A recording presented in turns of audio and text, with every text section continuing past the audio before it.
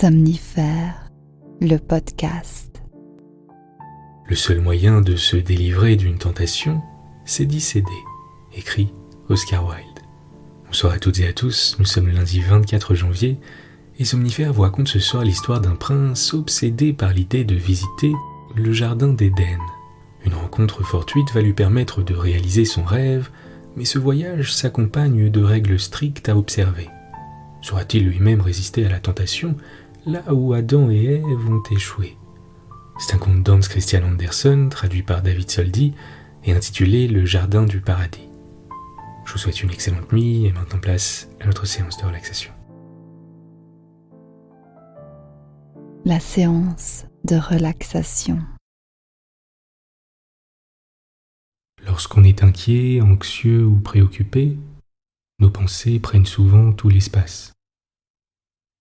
Toute notre énergie est dirigée vers le sujet de nos préoccupations et cela nous empêche de trouver la détente. Il y a un moyen efficace pour faire cesser les pensées parasites, c'est de forcer notre esprit à porter son attention sur autre chose. Notre séance de relaxation ce soir est un exercice de respiration simple mais efficace pour trouver le calme et faire le vide. C'est d'ailleurs un exercice que vous pouvez reproduire à n'importe quel moment. Je vous invite, si ce n'est déjà fait, à fermer vos yeux et à adopter une position confortable.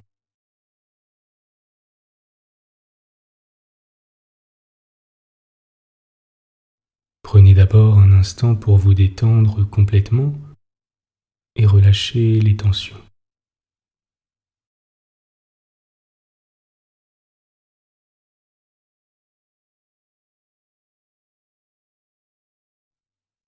Portez votre attention sur votre corps et tâchez de détendre tous vos muscles.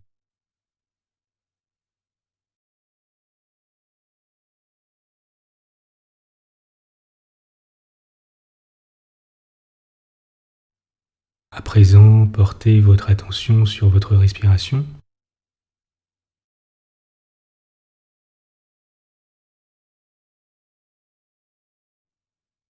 Inspirez et expirez lentement, profondément.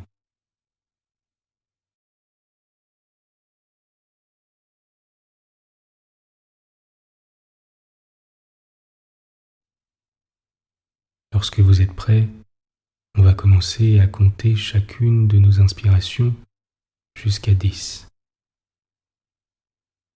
Si vous perdez le fil, repartez simplement depuis le début. Si vous finissez un cycle, entamez-en simplement un nouveau. On commence avec la première inspiration. 1,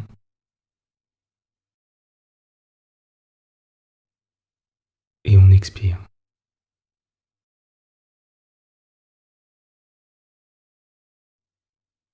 2,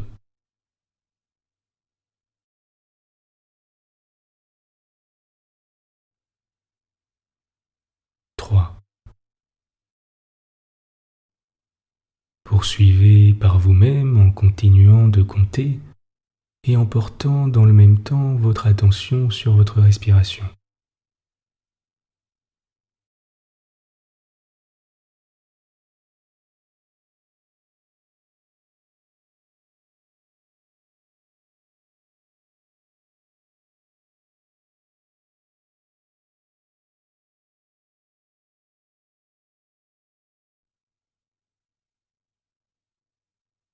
Si des pensées vous viennent, laissez-les simplement passer.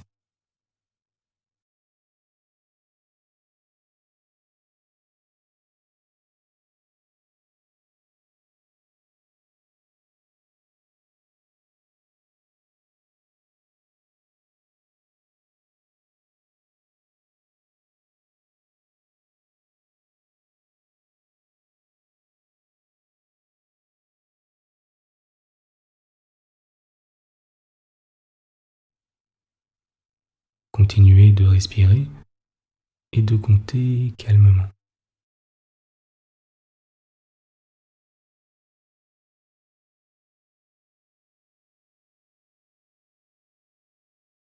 Autorisez la détente à s'installer.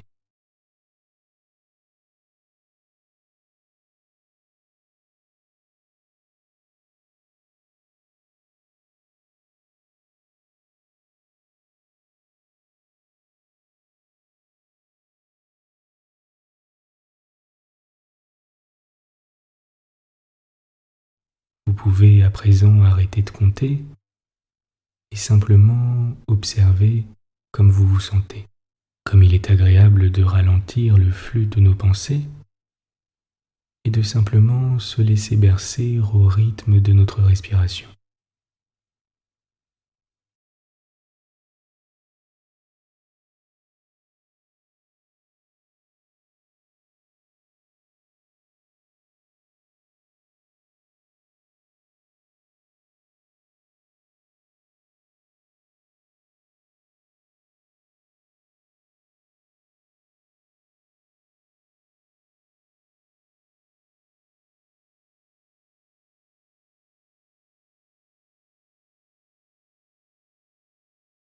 Vous êtes calme et détendu. L'histoire du soir. Il y avait une fois un fils de roi qui possédait une quantité innombrable de beaux livres. Il pouvait y lire et admirer, grâce à de superbes images, tout ce qui s'était passé dans le monde. Mais tout en donnant des renseignements sur tous les peuples et tous les pays, ces livres ne contenaient pas un mot sur le lieu où se trouve le jardin du paradis, et c'était lui surtout qu'il importait au prince de connaître. Lorsqu'il était encore enfant, sa grand-mère lui avait raconté que dans le jardin du paradis, chaque fleur était un gâteau délicieux, et que de leur poussière, on tirait un vin exquis. Sur l'une était écrite l'histoire, sur l'autre la géographie, ou bien les règles de l'arithmétique, de sorte qu'on n'avait qu'à manger des gâteaux pour apprendre sa leçon. Plus on en mangeait, plus on s'instruisait. En ce temps-là, l'enfant croyait à tous ces contes. Mais à mesure qu'il grandissait de corps et d'esprit, il comprit que le jardin du paradis devait renfermer bien d'autres merveilles. Pourquoi, disait-il, Ève a-t-elle cueilli le fruit de l'arbre de la science?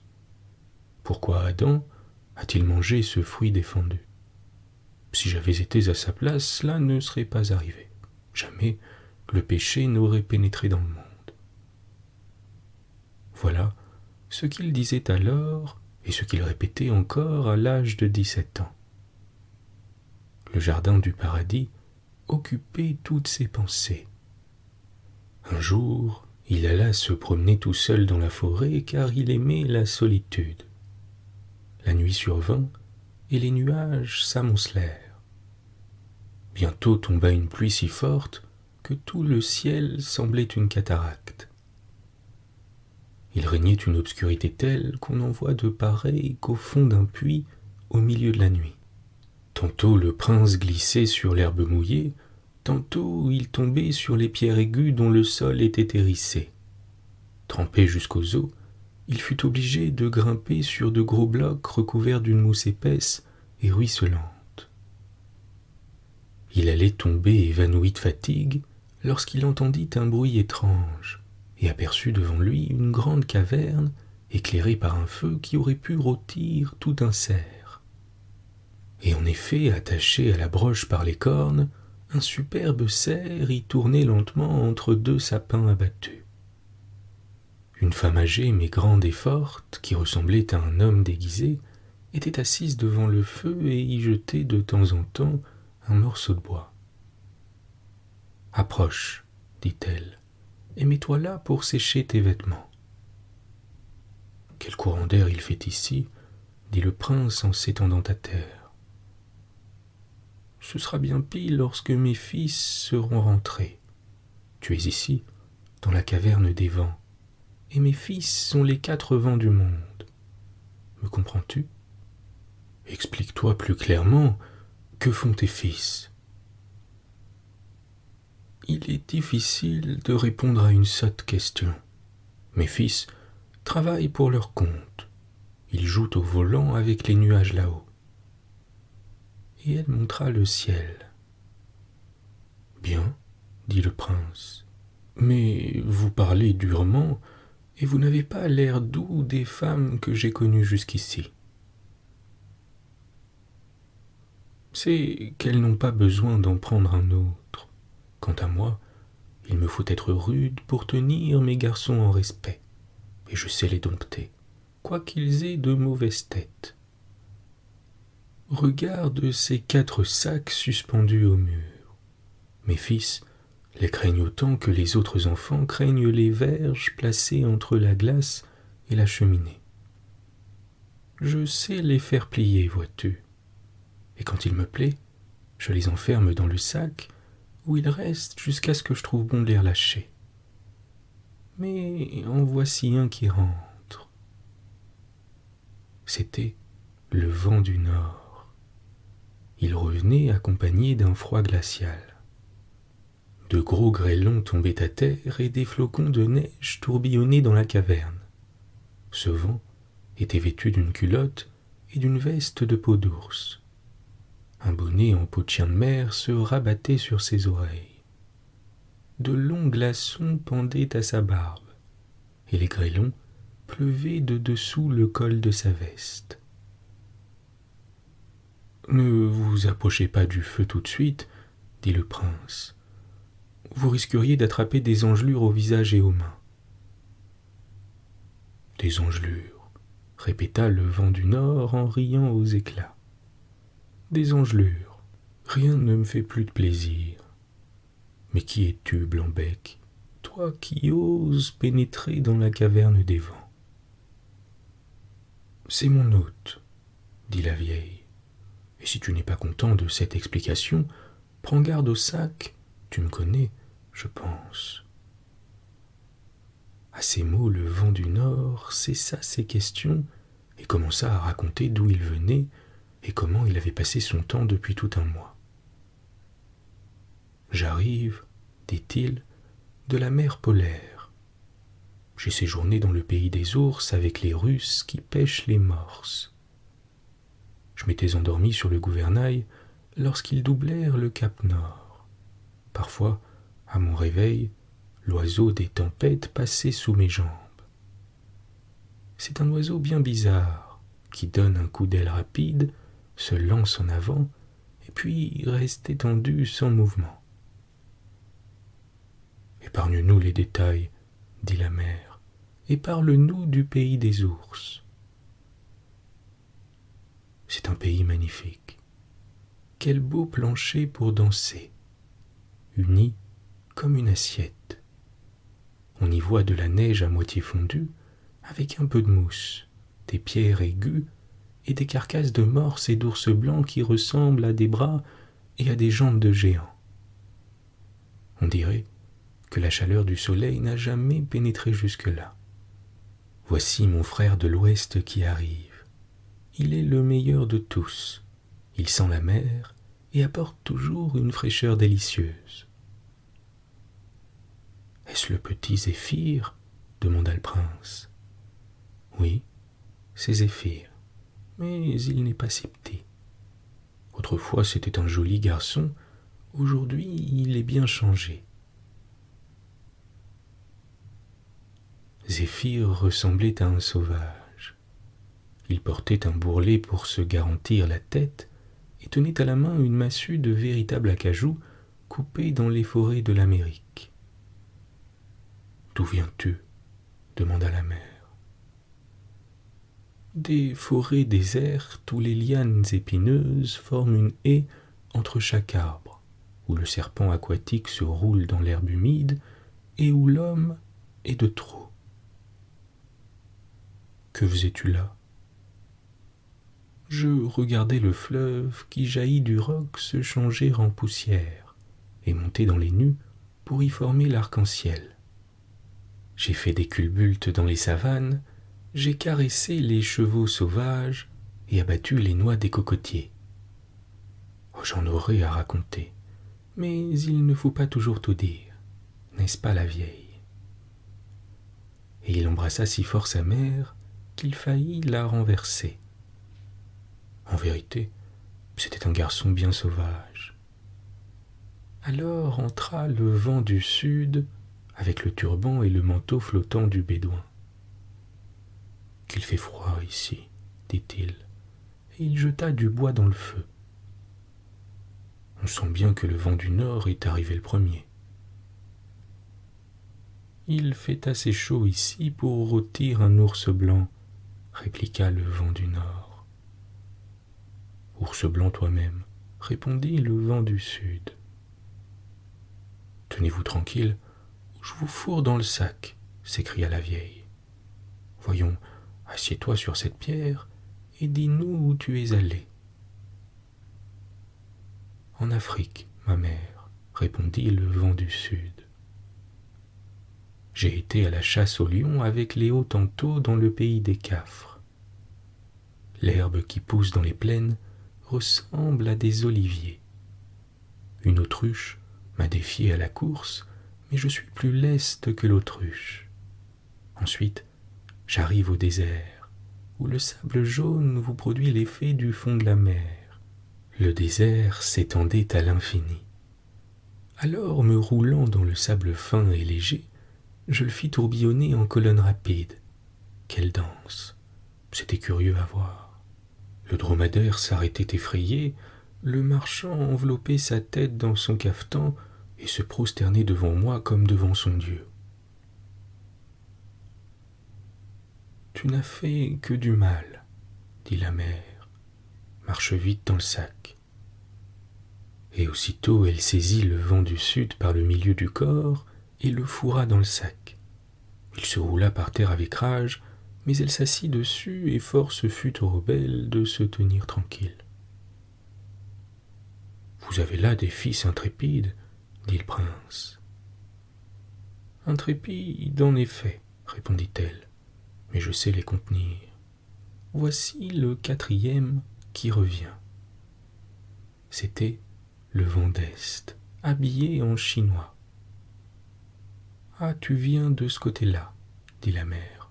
Je te croyais au jardin du paradis. »« Je n'y vais que demain, répondit le vent d'Est. Demain, il y aura juste 100 ans que je n'y suis allé. J'arrive aujourd'hui de la Chine, où j'ai dansé autour de la tour de porcelaine en faisant sonner toutes ces clochettes. Il est bon que tu ailles demain au jardin du paradis, dit la vieille. Ton éducation s'en ressentira. Bois un bon coup à la source de la sagesse et rapporte-moi une petite bouteille. Je n'y manquerai pas, mais pourquoi as-tu mis mon frère du Sud dans le sac? Il doit me parler de l'oiseau phénix, dont la princesse du jardin du paradis me demande des nouvelles tous les 100 ans, quand je lui rends visite. Ouvre le sac, et je t'aimerai bien. Je te ferai cadeau de tout le thé dont j'ai rempli mes 2 poches, du thé bien vert et bien frais que j'ai cueilli dans le pays même. Soit, à cause du thé et parce que tu es mon petit chéri, j'ouvrirai le sac. Le vent du sud fut mis en liberté, tout honteux d'avoir été puni devant un prince étranger. Voici une feuille de palmier pour la princesse, dit le vent du sud. Le vieil oiseau phénix, le seul qui existe au monde, me l'a donné, et il y a tracé avec son bec toute l'histoire de sa vie. La princesse pourra donc lire cette biographie elle-même. Maintenant, mangeons, dit la mère des vents. Et tous s'assirent pour manger le cerf rôti. Le prince se plaça à côté du vent d'Est, et bientôt tous les 2 se lièrent d'amitié. « Dis-moi un peu, commença le prince, quelle est cette princesse dont vous parlez tant ici, et où est situé le jardin du paradis ?» « Si tu veux y aller, répondit le vent d'Est, accompagne-moi demain, seulement je dois te faire observer que depuis Adam et Ève, aucun homme n'y a mis les pieds. Est-ce que tu ne sais pas cela par la Bible ? » « Certainement, dit le prince. Lorsqu'ils furent chassés, continua le vent d'Est, le jardin du paradis s'enfonça dans la terre, tout en conservant l'éclat bienfaisant du soleil, sa douce température et toute sa magnificence. Il sert de résidence à la reine des fées et il renferme l'île de la félicité, séjour délicieux où la mort est inconnue. Tu pourras grimper demain sur mon dos et je t'emmènerai, je crois, sans difficulté. Mais à présent, tais-toi, j'ai besoin de dormir. Là-dessus, ils s'endormirent tous. Le lendemain, en s'éveillant, le prince ne fut pas peu surpris de se trouver au milieu des nuages. Le vent d'Est le portait fidèlement sur ses épaules. Ils montèrent si haut que les forêts, les champs, les fleuves et les lacs ne semblaient plus à leurs yeux qu'une grande carte géographique coloriée. « Bonjour, dit le vent d'Est. Tu aurais bien pu dormir encore un peu, car il n'y a pas grand-chose à voir dans le pays plat au-dessous de nous, à moins que tu n'aies envie de compter les églises qui ressemblent à des points blancs sur un tapis vert. » C'est ainsi qu'il appelait les champs et les prairies. « Je suis bien contrarié, dit le prince, de n'avoir pas fait mes adieux à ta mère et à tes frères. »« Le sommeil t'excuse, répondit le vent d'Est en accélérant son vol. Les branches et les feuilles bruissaient sur la cime des arbres partout où il passait. La mer et les lacs s'agitaient, les vagues s'élevaient, et les grands vaisseaux, semblables à des cygnes, s'inclinaient profondément dans l'eau. À l'approche de la nuit, les grandes villes prirent un aspect bien curieux. Les lumières brillaient çà et là, pareilles aux étincelles qui courent encore autour d'un morceau de papier brûlé. Le prince, au comble de la joie, battait des mains. Mais le vent d'Est le pria de se tenir tranquille, sans quoi il risquerait de tomber et de rester accroché à la pointe d'un clocher. L'aigle vole facilement au-dessus des forêts noires, mais le vent d'Est volait avec encore plus de légèreté. « Maintenant tu peux voir l'Himalaya, dit le vent d'Est, la plus haute montagne de l'Asie. Bientôt, nous serons arrivés au jardin du paradis. » Ils tournèrent leur vol du côté du midi, et bientôt le parfum des épices et des fleurs monta jusqu'à eux. Le figuier et le grenadier poussaient d'eux-mêmes, et la vigne sauvage portait des grappes bleues et rouges.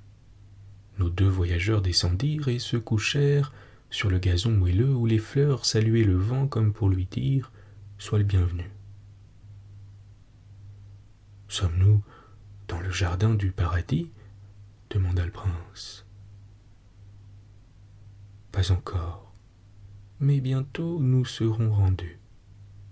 Vois-tu cette muraille de rochers et cette grande caverne devant laquelle les branches de vigne forment des rideaux verts.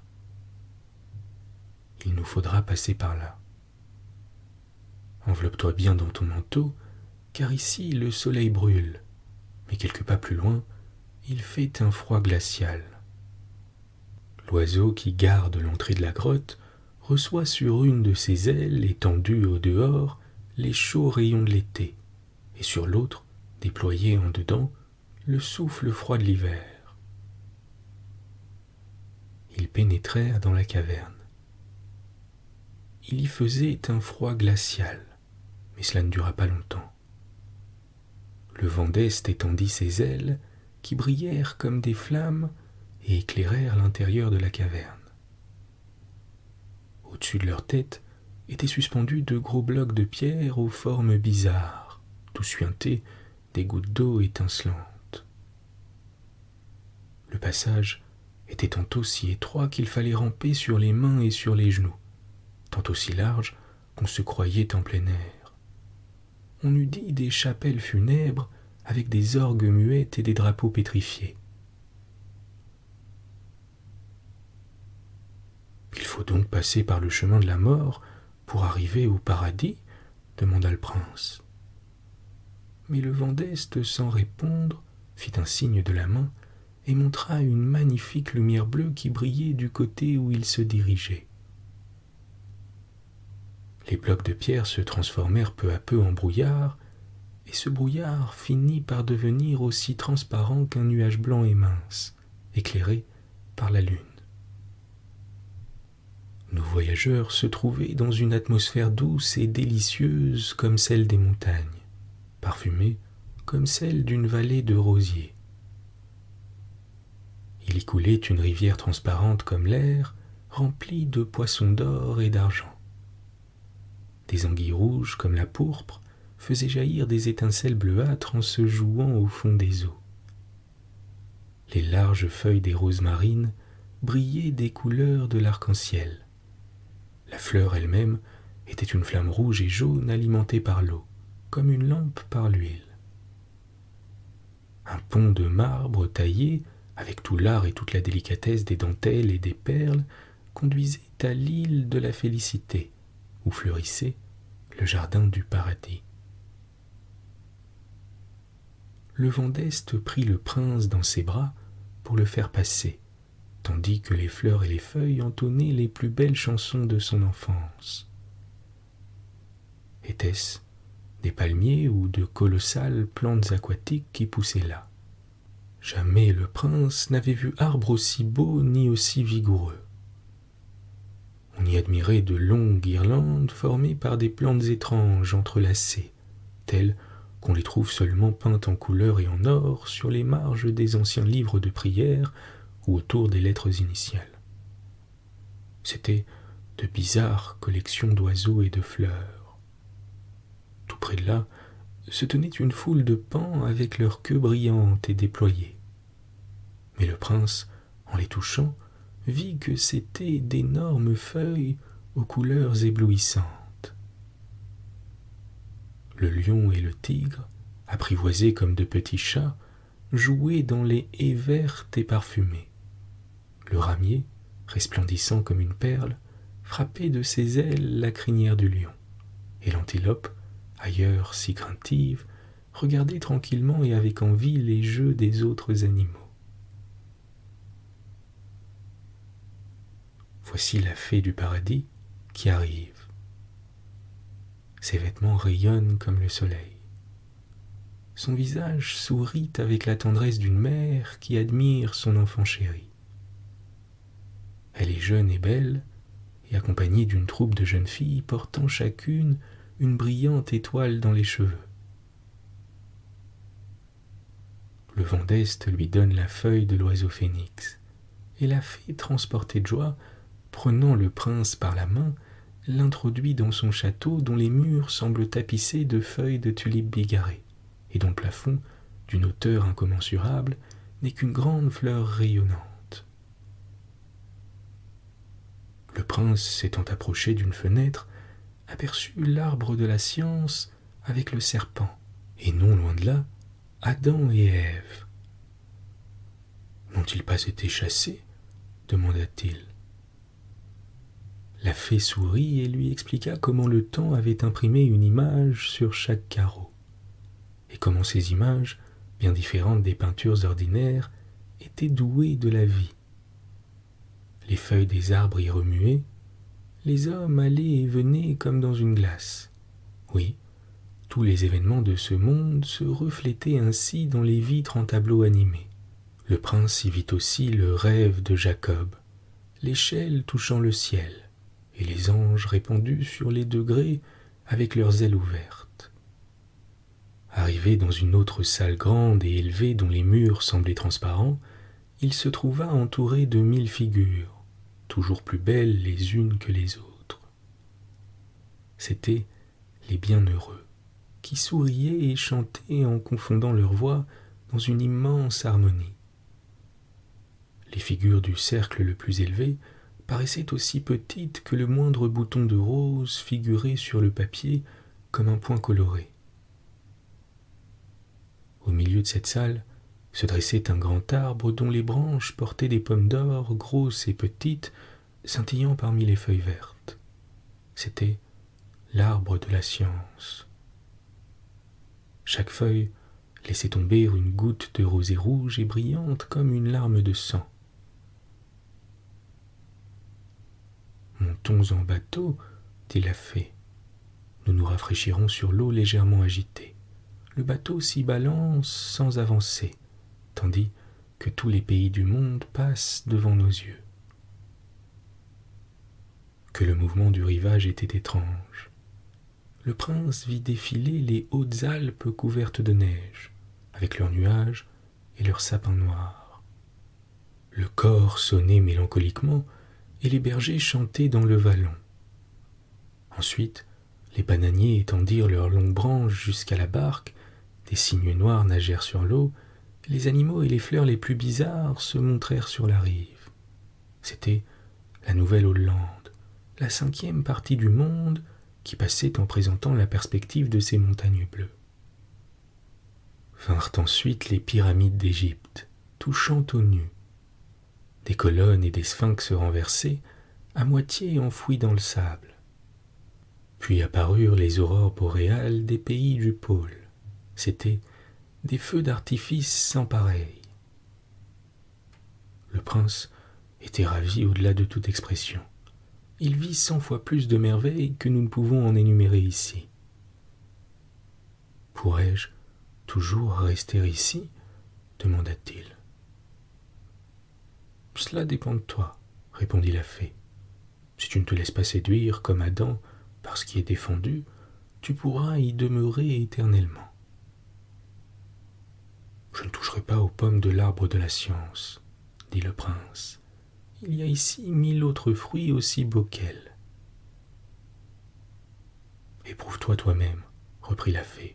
« Et si tu ne te sens pas assez fort, repars avec le vent d'Est qui t'a amené. Il va nous quitter pour 100 années. Toutes ces années-là, si tu restes, ne te paraîtront pas plus longues que 100 heures. Cela suffira bien pour la tentation et le péché. Chaque soir, en te laissant, je te crierai « Suis-moi ». Je te ferai signe de la main et tu devras rester en arrière. Autrement, tes désirs grandiraient à chaque pas. Tu visiteras la salle où se trouve l'arbre de la science. Je dors sous ses branches parfumées. Je t'appellerai. Mais si tu t'approches, le paradis s'engloutira sous la terre et tu l'auras perdu pour jamais. « Je reste, » dit le prince. Le vent d'Est l'embrassa et dit « Sois fort, dans 100 ans nous nous reverrons. Adieu. » Puis il étendit ses larges ailes qui brillaient comme les éclairs en automne, ou comme l'aurore boréale par un hiver rigoureux. « Adieu, » répétèrent toutes les fleurs et tous les arbres. Des files de cigognes et de pélicans s'élevèrent dans les airs et accompagnèrent le vent d'Est comme des rubans flottants jusqu'aux limites du jardin. « Nous allons commencer nos danses, » dit la fée, « et à l'heure où le soleil se couche, je me pencherai vers toi et je te dirai « Viens avec moi. » Prends bien garde de m'écouter.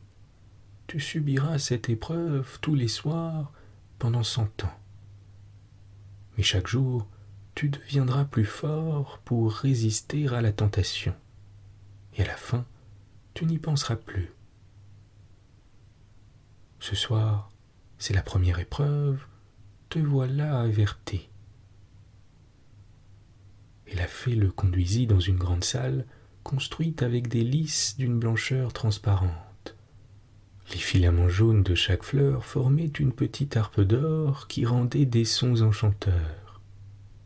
Le soleil descendait à l'horizon et le ciel prenait une teinte d'or rougeâtre qui donnait aux lys l'éclat des roses. De jeunes filles présentèrent au prince un vin mousseux qu'il but avec délice. Le fond du salon s'ouvrit et l'arbre de la science se montra au jeune homme dans un tel éclat que ses yeux en furent éblouis. Un chant doux et harmonieux comme la voix de sa mère se fit entendre, et il semblait dire « Mon enfant, mon cher enfant ». Alors la fée l'appela. et le prince vola vers elle, oubliant sa promesse dès le premier soir. Cependant, en approchant de l'arbre, il eut un moment d'hésitation, mais il en triompha bien vite. Il n'y a pas de péché, se dit-il, à suivre la beauté pour l'admirer. J'ai encore assez d'empire sur moi pour ne pas enfreindre sa défense. La fée tira à elle quelques branches de l'arbre et un moment après, elle se trouva cachée entièrement. « Je n'ai pas encore péché, dit le prince, et je n'ai pas l'intention de le faire. » À ces mots, il écarta les branches. La fée dormait déjà, elle souriait en rêvant. Mais comme il se penchait vers elle, il vit des larmes dans ses yeux. « Ne pleure pas à cause de moi, être admirable, souffla-t-il. Ce n'est que maintenant que je comprends la félicité du paradis. Elle coule dans mon sang, elle envahit ma pensée, je sens dans mon corps terrestre la force du chérubin et sa vie éternelle. Que la nuit pour moi soit éternelle désormais. Une minute comme celle-ci, c'est assez de bonheur. » Et il essuya de ses baisers les larmes qui coulaient. En ce moment, un coup de tonnerre effroyable éclata. Tout s'écroula avec fracas. Le prince vit la belle fée et le paradis merveilleux s'enfoncer peu à peu dans une nuit épaisse, jusqu'à ce qu'enfin, ils ne parurent plus que comme une petite étoile dans le lointain. Un froid mortel pénétra tous ses membres, il ferma les yeux et tomba par terre comme inanimé. Une pluie froide qui mouillait son visage et un vent piquant qui sifflait autour de sa tête le rappelèrent à lui. « Qu'ai-je fait » s'écria-t-il en gémissant. « J'ai péché comme Adam, pour moi comme pour lui le paradis est perdu. » Et ouvrant les yeux, il vit au loin une étoile qui brillait comme la dernière lueur du paradis englouti. C'était l'étoile du matin qui apparaissait. Puis jetant ses regards autour de lui, il se trouva dans la grande forêt, près de la caverne des vents, et vit leur vieille mère assise à son côté. Elle paraissait en colère et lui dit d'un ton menaçant. « Quoi, déjà, le premier soir, je m'en doutais. Si tu étais mon fils, je te mettrais dans le sac. » « Le moment n'est pas venu, dit l'univers, une grande vieille femme encore vigoureuse. Qu'il voyage encore et qu'il devienne meilleur. Peu importe son péché, si ses pensées sont bonnes et son cœur honnête, il retrouvera le jardin du paradis. Bonne nuit. Bonne nuit.